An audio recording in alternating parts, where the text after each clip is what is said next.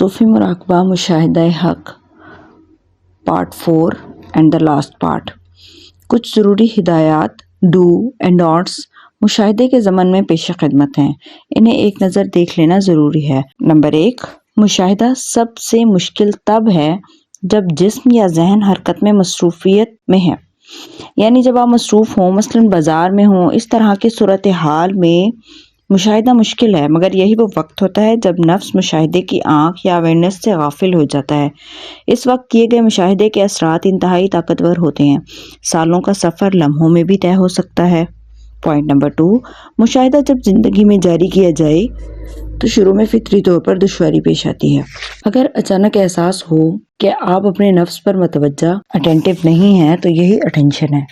اس امر کا احساس کہ میں متوجہ نہیں ہوں، یہی عین توجہ ہے۔ اس پر پریشان ہونے کی ضرورت نہیں، یہ تو خوشی کی خبر ہے کہ آپ سنجیدگی سے کام کر رہے ہیں۔ پوائنٹ نمبر 3، جب مشاہدہ ذرا طاقت پکڑتا ہے تو سب سے پہلے نیند کم ہو جاتی ہے، یہ پہلی نشانی ہے۔ اگر آپ 8 گھنٹے سوتے ہیں تو امکان غالب ہے کہ آپ صرف 3 سے 4 گھنٹے ہی سو سکیں گے، لیکن یہ مختصر نیند آپ کو اس قدر تر و تازہ کر دے گی جیسے آپ 10 گھنٹے سونے کے بعد بھی نہیں ہو سکتے۔ ذہن چونکہ فطری طور پر اس معمول کا عادی نہیں ہوتا، اس لیے بسا اوقات نیند اور ہوش کے نئے معمولات کو عادت اختیار کرنے میں کافی مدت بھی لگ سکتی ہے۔ ایسا ہو سکتا ہے کہ آپ 8 گھنٹے لیٹے رہیں، آپ کا جسم سویا رہے اور ذہن جاگتا رہے۔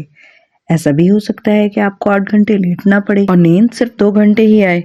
یہ بھی ہو سکتا ہے کہ ذہن اور جسم دونوں جاگتے رہیں لیکن خیال کوئی بھی باقی نہ رہے۔ ذہنی توانائی یا مینٹل انرجی جب بڑھتی ہے تو بہت سے ایسے حقائق سامنے آتے ہیں کہ نفس جن سے آشنا نہیں ہوتا، اس لیے نئی عادات کو اختیار کرنے میں ذہن کو وقت لگتا ہے۔ اس وقت کی طوالت اپنے مزاج پر ہوتی ہے۔ مثال کے طور پر ذہنی توانائی اگر زور پر ہو تو جسم تھکتا نہیں اور نہ ہی نیند آتی ہے۔ اس طرح یہ بھی ہو سکتا ہے کہ بھوک کم ہو جائے، کیونکہ کم خوراک سے ہی جسم کو بھرپور طاقت مل جاتی ہے۔ جیسے خواب ہو سکتا ہے بہت کم ہو جائیں اور جو رہ جائیں وہ بالکل حقیقی نظر آئیں۔ پوائنٹ نمبر 4، مشاہدہ جو ہے جیسے ہے کی بنیاد پر ہوتا ہے، جو بھی ہے اسے ویسا ہی دیکھیے جیسا وہ نظر آ رہا ہے۔ اس میں ذاتی پسندیدہ اور ناپسندیدہ سوچ کی مداخلت نہیں ہونی چاہیے۔ خود سے ہمدردی کسی صورت قبول نہ کریں کہ نفس اپنا سب سے بڑا ہمدرد ہے۔ مشاہدہ حق آبزرویشن آف دا ٹروتھ کو سمجھنے کا سب سے آسان طریقہ یہی ہے کہ جو بھی دیکھا جائے اسے ایسے دیکھا جائے جیسے پہلی بار دیکھا جا رہا ہے، نہ تو کسی شے، واقعے اور احساس کو قبول کرنا ہے اور نہ ہی مسترد کرنا ہے، نہ اس احساس کو ایکسیپٹ کرنا ہے نہ ریجیکٹ کرنا ہے۔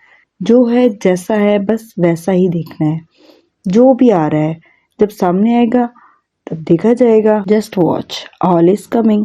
کسی بھی واقعہ یا ایونٹ کے وقوع پذیر ہونے سے پہلے اس کے ساتھ کوئی جذباتی وابستگی پیدا نہ کرنا اور اس کے بارے میں ہرگز کسی قسم کا کوئی تاثر، کوئی امپریشن قبول نہ کرنا ہی سب سے بڑی خوبی اور اعلیٰ دانش مندی ہے، ہائر انٹیلیکٹ ہے۔ پوائنٹ نمبر 5، اپنی غیر ضروری اور منفی سوچ کو ریجیکٹ کرنا سیکھیں۔ سوچ کو مسترد کرنے کا مطلب ایک نئی ذہنی جنگ کا آغاز کرنا نہیں ہے۔ سادہ زبان میں جو بھی منفی اور غیر ضروری سوچ آپ کے ذہن میں آتی ہے اس پر دھیان نہ دیں، اسے اٹینڈ نہ کریں اور نہ ہی اس پر کوئی ایکشن کریں۔ یہی سوچ کی ریجیکشن ہے۔ کام سے جب آپ گھر آتے ہیں تو کام کے معاملات اور مسائل بھی آپ کے ذہن میں بیٹھ کر آپ کے ساتھ آپ کے گھر پہنچ جاتے ہیں۔ اس طرح گھر کے معاملات اور مسائل پر سوچ بچار لوگ اپنے کام کی جگہ بیٹھ کر کرنے کے عادی ہوتے ہیں۔ یہ حماقت ہے۔ جب باہر کام ختم کر دیا ہے تو ذہن میں بھی اسے ختم کر دیں۔ It's over. گھر پر آنے کے بعد کام کا نہ سوچیں۔ اگر خیال آئے تو اس پر توجہ نہ دیں، اٹینڈ نہ کریں، وہ سوچ خود بخود ختم ہو جائے گی۔ اسی طرح گھر سے نکلتے ہوئے گھر کے مسائل کو بھی گھر پر ہی چھوڑ جائیں۔ ضروری معاملات پر کسی بھی وقت کہیں بھی سوچا جا سکتا ہے، لیکن فضول سوچوں سے دور رہنا چاہیے۔ کانسیپٹ کے واضح ہو جانے سے مشاہدے میں بہت آسانی محسوس ہونے لگتی ہے۔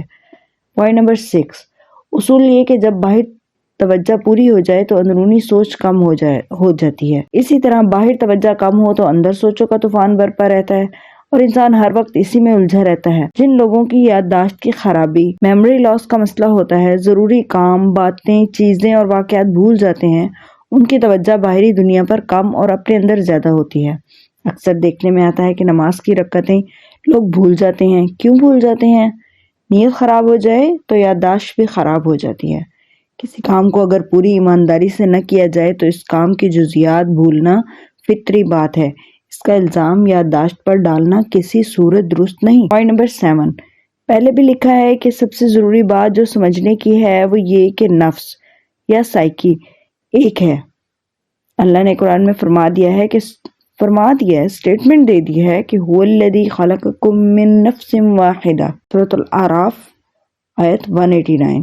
ہم نے تمام انسانوں کو ایک ہی نفس یا سائیکی پر پیدا کیا۔ اس کا مطلب یہ ہے کہ جس نے اپنے نفس کو جان لیا اس نے دنیا میں موجود ہر شخص کو جان لیا، وہ ساری انسانیت کو جان گیا۔ غصہ کا احساس سب میں یکساں ہے، اس طرح محبت بھی ایک جذبہ ہے جس کا احساس سب میں ایک ہے۔ لالچ، نفرت، حسد، خوف، رنج، غم، تنہائی، دکھ، خوشی سب جذبات ہیں جن کے محرکات یا سٹیمولس تو مختلف ضرور ہوتے ہیں لیکن احساسات ایک ہی طرح کے ہیں۔ ڈویلٹی تب پیدا ہوتی ہے جب انسان یہ گمان کرتا ہے کہ اس کی سوچ دوسروں سے الگ ہے۔ کیا الگ ہے؟ ذاتی سوچ، پرائیویٹ تھاٹ؟ نہیں، صرف ظاہری طور پر حالات اور واقعات ہر انسان کے جدا جدا ہیں، اس لیے اس کی سوچ الگ ہے، مگر سوچ اپنی اصل یا ایکچویلٹی میں ایک ہی ہے۔ کون سی ایسی شے ہے جو آپ کو دوسروں سے منفرد کر رہی ہے؟ خود سے پوچھیں۔ میرا بچہ دوسروں کا نہیں، صرف میرا ہے۔ ہاں، مگر در حقیقت تو وہ ایک بچہ ہے۔ اس سوال پر گہرائی سے غور کریں اور ڈھونڈنے کی کوشش کریں کہ کیا آپ میں واقعی کوئی ایسی شے ہے جو دوسروں میں نہیں۔ غور کریں، تلاش کریں۔ اس سوال کا جواب آپ خود ہی ڈھونڈ سکتے ہیں۔ اللہ کی سٹیٹمنٹ لکھتی ہے، آپ اسے عقل کی کسوٹی پر خوب اچھی طرح پرکھ کر دیکھیں، کہیں ایسا تو نہیں کہ یہ سب صرف آزمائش کے لیے ہو۔ میں تیرا نفس ہوں، تو میرا نفس ہے، میں تجھ میں ہوں، تو مجھ میں ہے۔ اس راز کو آپ کو اب خود سمجھنا ہے۔ جو لکھا ہے اس کو شک کی نگاہ سے دیکھیں اور اس کا ریجیکشن یا اس کا رد ڈھونڈیں۔ اس سوال کا جواب آپ کو بہت بڑی حقیقت سے روشناس کرا دے گا۔ سچ کو پا لینا عظیم کامیابی ہے اور اللہ آپ کو کامیاب فرمائے۔ پوائنٹ نمبر 8، مشاہدے یا آبزرویشن کو کسی لالچ سے نہیں کیا جا سکتا اور نہ ہی مشاہدے میں کوئی طلب ہوتی ہے۔ مثال کے طور پر اگر مشاہدے کو انرجی حاصل کرنے کے لیے یا سوچ کو روکنے کے لیے کیا جائے تو کچھ حاصل نہیں ہوگا۔ ہر شے سے، ہر خیال سے دستبردار ہو کر ہی مشاہدہ حاصل ہو سکتا ہے۔ یہ ایسے ہے جب کوئی شخص رات کو سونے کے لیے لیٹے تو نیند کی طلب کرے کہ ابھی آ جائے، کب آئے گی، آتی کیوں نہیں، وہ الجھن میں ایسا پڑے کہ نیند کوسوں دور بھاگ جائے۔ نیند تب آتی ہے جب انسان یہ بات بھول جاتا ہے کہ وہ نیند کے انتظار میں ہے۔ جیسے ہی نیند کی طلب کا خیال ختم ہو جائے، نیند آ جاتی ہے۔ اسی طرح مشاہدہ ہے۔ مشاہدہ کرنے والے کو جب یہ احساس نہ رہے کہ وہ مشاہدہ کر رہا ہے، بس صرف مشاہدہ رہ جائے، اسے کرنے والا کوئی نہ رہے، یہ مشاہدہ ہے۔ پوائنٹ نمبر 9، مشاہدہ کرتے کرتے یہ مقام آتا ہے کہ غیر ضروری سوچیں کم ہونے لگتی ہیں۔ ایک سوچ سے دوسری سوچ کا درمیانی وقت یا گیپ طویل ہونے لگتا ہے۔ اس وقفے کے دوران توانائی یا انرجی پیدا ہوتی ہے۔ اس انرجی کے بڑھنے سے بے پناہ مسرت اور خوشی کے احساسات اور لطف انگیز ترنگیں پیدا ہونے لگتی ہیں۔ پھر یہ وقفے مزید طویل ہونا شروع ہو جاتے ہیں۔ اب صرف ضروری اور مصفہ خیالات رہ جاتے ہیں، باقی سارا کچرا صاف ہونے لگتا ہے۔ یہ انتہائی حیرت انگیز اور بے پناہ طاقتور مقام ہے۔ یہ ذہن انسان کی کایا پلٹ کا مرحلہ ہے۔ اب مائنڈ موٹیویشن شروع ہوتی ہے۔ ذہن کے خلیات میں عظیم ترین انقلاب برپا ہوتا ہے۔ ذہن اپنی پرانی وابستگیوں، اولڈ ایسوسیشن سے خود بخود دستبردار ہونے لگتا ہے۔ اب صرف دیکھنے والا یا سیئر باقی رہ جاتا ہے۔ کرنے والا یعنی کہ ڈوئر اب کبھی کبھار یا ضرورت کے وقت ہی منظر عام پر آتا ہے۔ اب جو بھی ہو رہا ہوتا ہے وہ اللہ کی مرضی سے ہو رہا ہوتا ہے۔ اب انسان اپنے ارادے سے کچھ بھی نہیں کرنا چاہتا۔ اب آزاد قوت ارادی، فری ول کا فریب ٹوٹ رہا ہوتا ہے۔ اس مرحلے پر کیف و سرور کی انتہائیں ہیں۔ نفس کے ادھورے پن کا خاتمہ ہے۔ نفس کا نفسیانی ڈھانچہ یا فزیکل سٹرکچر فنا کے عمل میں داخل ہو چکا ہے۔ اس مقام کا لیکن اپنا دباؤ بھی بے پناہ ہے۔ یہاں نفس عارضی روحانی بحران ٹیمپریری اسپریچول کرائسس کا شکار بھی ہو سکتا ہے، کیونکہ ذہن اکثر اوقات بالکل خالی سلیٹ کی طرح ہوتا ہے۔ یہ نیا جنم ہے، دوسری زندگی ہے۔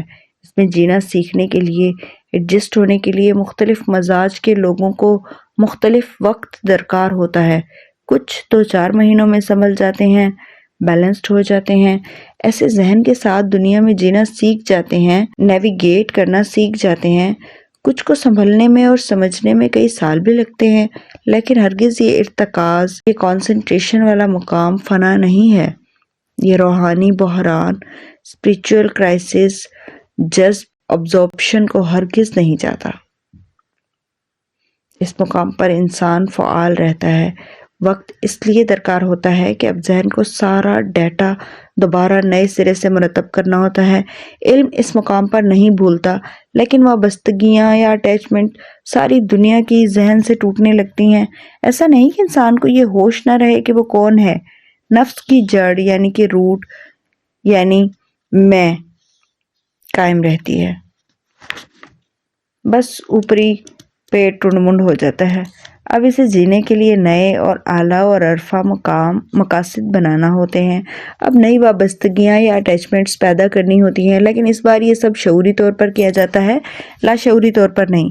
کچھ وابستگیاں یا اٹیچمنٹس کسی نہ کسی حد تک پھر بھی اپنی اصلی حالت میں برقرار رہ جانے میں یا سروائیو کر جانے میں کامیاب ہو جاتی ہیں، جیسے کسی نشے، مثلاً چائے، سگریٹ، پان کی طلب اور خواہش، جیسے اپنے کسی بچے سے محبت کا پہلے کی طرح ہی قائم رہ جانا، جیسے کھانے کا شوق، جیسے اچھے کپڑے پہننے کا شوق، موسیقی اور شعر سے شوق جیسی بہت سی وابستگیوں میں سے کچھ یا کوئی ایک باقی رہ جانے میں کامیاب ہو سکتی ہے۔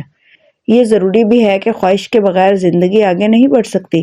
کچھ لوگ ایسے ہوتے ہیں جو مشاہدہ حاصل ہو جانے کے بعد تمام تر وابستگیوں سے ماورا ہو جاتے ہیں، لیکن ان کے لیے ایک عام آدمی کی طرح زندگی بسر کرنا انتہائی دشوار ہو جاتا ہے، اور آخر کار جلد یا بدیر انہیں بھی کوئی نہ کوئی خواہش جینے کے لیے، زیست کرنے کے لیے پالنا ہی پڑتی ہے۔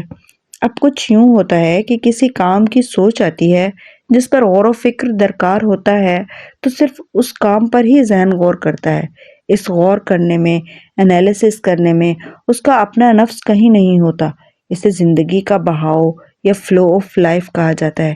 اس مقام پر انسان جو بھی کام کر رہا ہو، اسے اپنی پوری ذہنی اور جسمانی استعداد یا maximum possible mental and physical potential سے سر انجام دینے لگتا ہے۔ اس طاقت کے پیدا ہوتے ہی ایسے عجائبات کا ظہور ہوتا ہے جن کو احاطۂ تحریر میں لانا ممکن نہیں۔ اتنا سمجھ لینا کافی ہے۔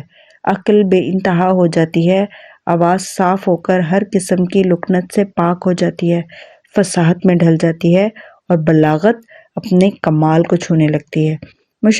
پوائنٹ نمبر 10، مشاہدہ کے دوران یہ امر ہر لمحہ پیش نظر رہنا چاہیے کہ جو فیصلے آپ روزمرہ کی زندگی میں چھوٹے یا بڑے کسی بھی طرح کے کر رہے ہیں، وہ صرف ذاتی سوچ پر مبنی ہونے کی بجائے عمل پر مبنی ہونے چاہیے، یعنی کہ وہ اونلی تھاٹ بیسڈ نہیں ہونے چاہیے، ایکشن بیسڈ ہونے چاہیے۔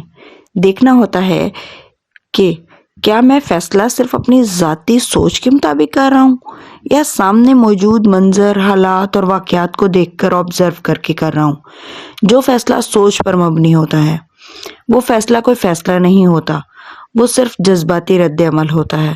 اصل اور درست فیصلہ جس کے دیر پا نتائج اور مثبت نتائج برآمد ہوں وہ ہوتا ہے جو پورے ہوش کے ساتھ کسی بھی معاملے کی تمام تر جزیات اور موومنٹ آف ایکشن کو خوب اچھی طرح غیر جانبداری سے دیکھ کر کیا جاتا ہے۔